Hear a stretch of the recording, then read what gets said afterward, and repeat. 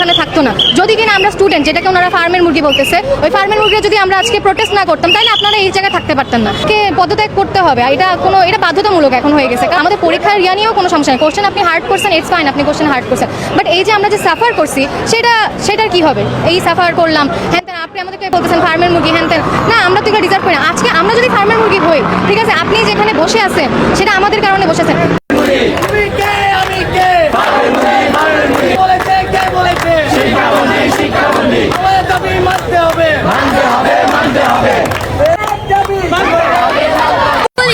ফার্মের মুরগি বলছে না, ফার্মের দরজা খুলে দিছে, মুরগিরা বের হয়ে গেছে। যে কোনো বিষয় আমরা পথে নেমে যাচ্ছি, তাহলে তো আমাদের যেদিন প্রথম পরীক্ষা হলো আমাদের তো সেদিন মাঠে নামা উচিত ছিল, পথে নামা উচিত ছিল। আমরা অবশ্যই চেষ্টা করেছি, পথে নামতে চাইনি।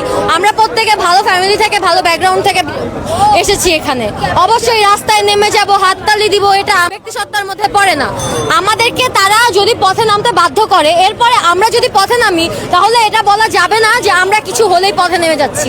আমরা তাদের সাথে একটা নির্দিষ্ট কথাবার্তা আসতে চাইছি, যাকে আমরা অনুরোধ করছি। সবকিছু করার পরে উনি আমাদের সাথে যা যা করছে তা আপনাদের চোখের সামনে আপনারা দেখেছেন। সমাধান কতদূর গড়ালো? আমরা আজকে এখানে আমরা অবশ্যই সমাধান চেয়েছিলাম, আমরা সমাধান পাইনি দেখে আমাদের প্রত্যেকটা স্টুডেন্টকে আজকে পথে নামতে হয়েছে। আপনার কি মনে হয়, আপনি যে বললেন আমরা কিছু হলে পথে নেমে যাই, এই গরমের মধ্যে রাস্তার মাঝখানে দাঁড়ায় থাকতে, বসে থাকতে, চিল্লায় চিল্লায় কথা বলতে আমাদের ভালো লাগতেছে না?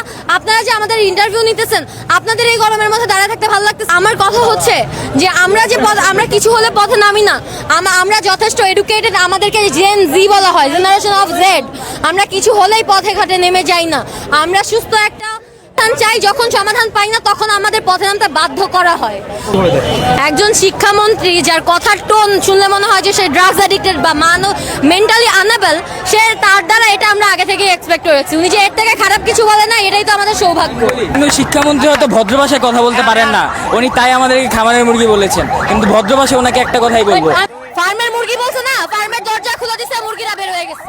দুর্গাঠি ভাঙবে, এবার ভাঙবে যদি আপনার।